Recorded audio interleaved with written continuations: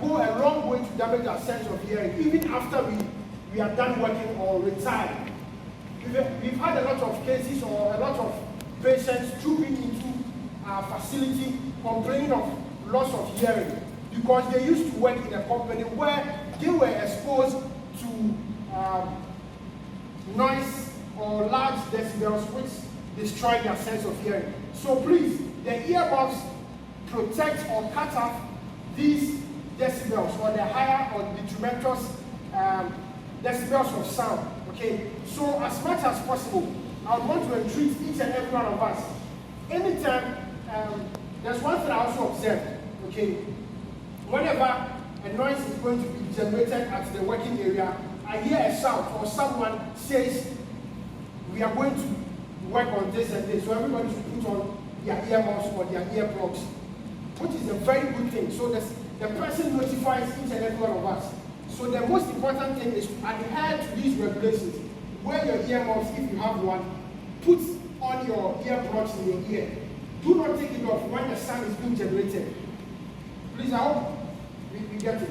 Yes. So keep them on as long as the noise is being generated. And if you want to communicate to another person during working hours when the noise is being generated, probably I hope I want us to make sure that the noise has reduced, or the person generating the noise probably will stop so that we can communicate. Because if care is not taken, the moment the noise is being generated and you take it off, large noise or large sounds can go into the ear and can destroy the ear cells. As I mentioned earlier on, the cochlea, which is part of the inner ear, contains ear or hair cells. Okay, and these hair cells, they are brittle in a sense that they can break off and then it cannot go back again once they are broken off. We have a part of the ear cells which can bend. Okay, when you are exposed to long-term exposure or long-term exposure to this noise, it can break up the ear cells, and it is very hard for us to very hard for the ear cells to regenerate or grow back.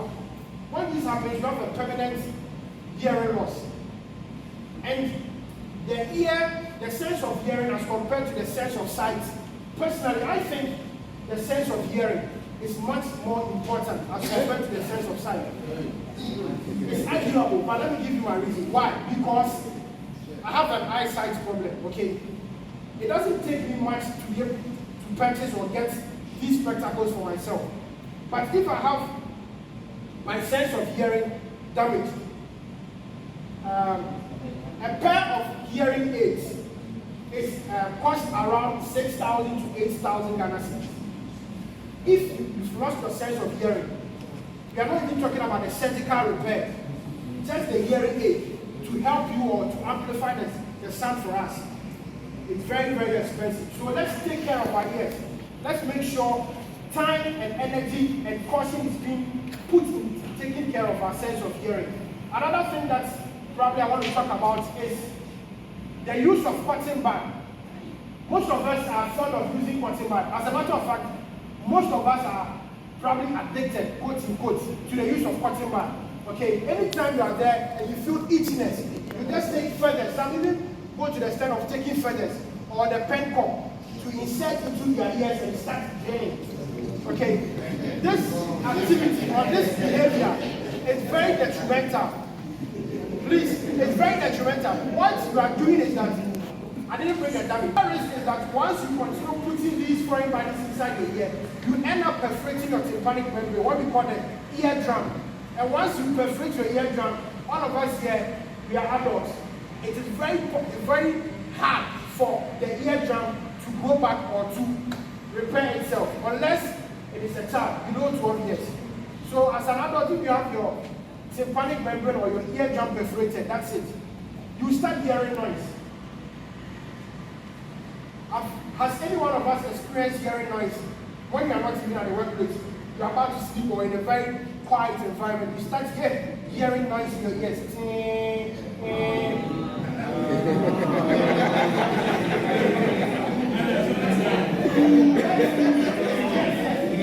can make all those sounds, but that is not normal. It is not normal. I'm here to tell you, but it's not normal. There's a problem with your sense of hearing. Okay, so probably you've perforated your eardrum or your tympanic membrane. Okay, another thing is that don't the use of these headphones or earpiece for a long time can even damage our sense of hearing. So as much as possible, rest your ear, give your ears vacation. Okay, so you can put the music on a loudspeaker or even your pulse, put your loudspeaker. Sometimes you give vacation, quote unquote, to your ears. Because we are here, we are exposed to noise. After you have closed, you put on how do you call it, the earphones. So noise, chest noise, house noise, in your car noise, everywhere noise. Please, I hope you understand what I'm trying to say. So some of the things we can do to protect our ear. One, adhere to the safety protocols that management have put in place for us. Wear your earmuffs. I want to hammer on that. Wear your earmuffs and your earplugs. Okay? And have your ears checked regularly. Okay? As much as possible, visit our facility. Make sure you come around to check your ears. In our facility, we have the ENT side, the ear, nose and throat side, which is the medical side, and we have the audiological assessment side, where we do hearing tests for individuals like us.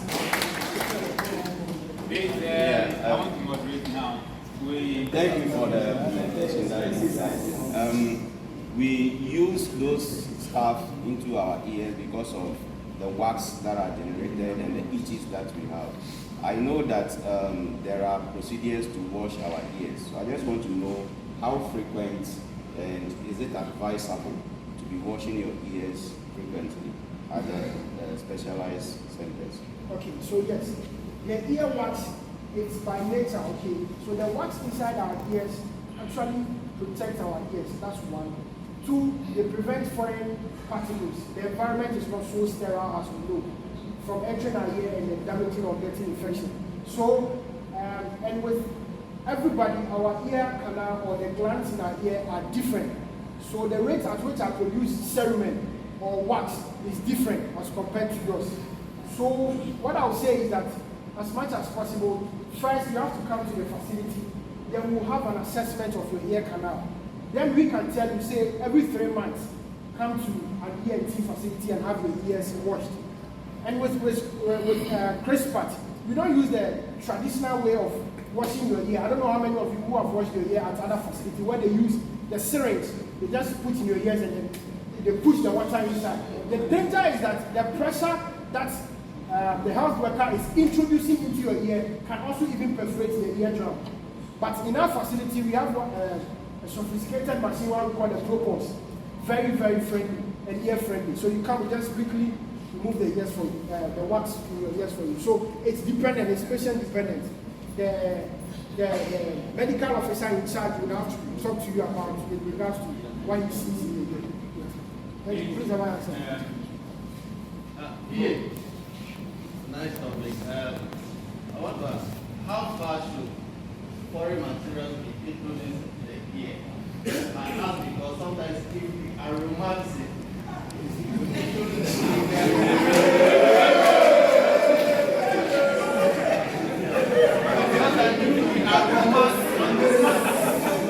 or if you are in a romance mood, we introduce the fingers, the tongue, to have at what level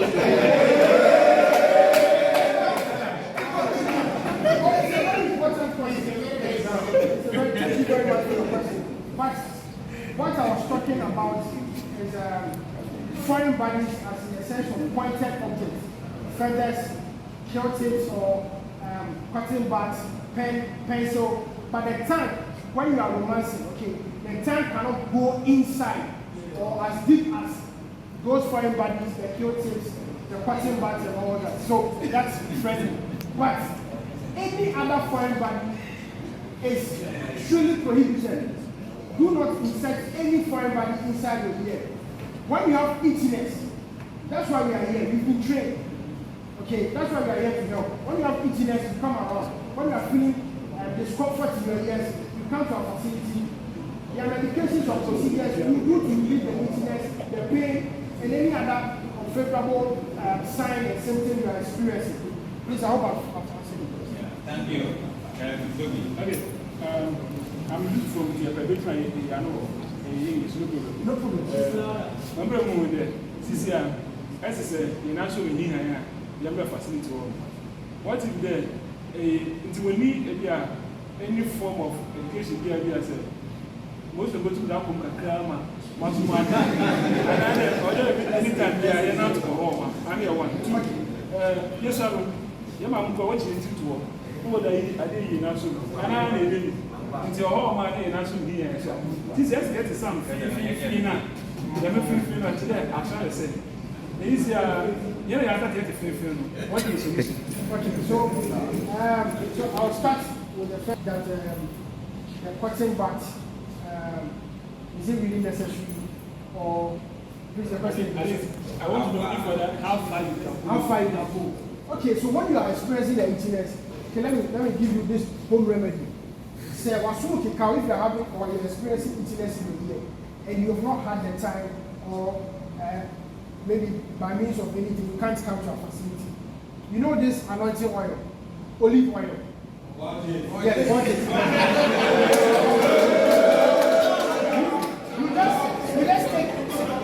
you just take a clean cotton, okay?